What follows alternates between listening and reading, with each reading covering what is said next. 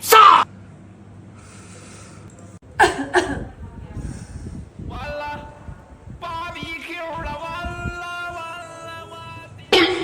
大家好，我是佘大夫郑永威医师。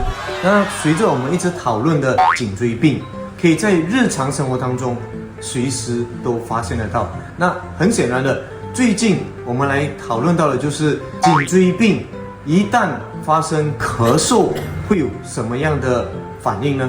第一就是不小心在咳嗽的当儿瞬间小便控制不住。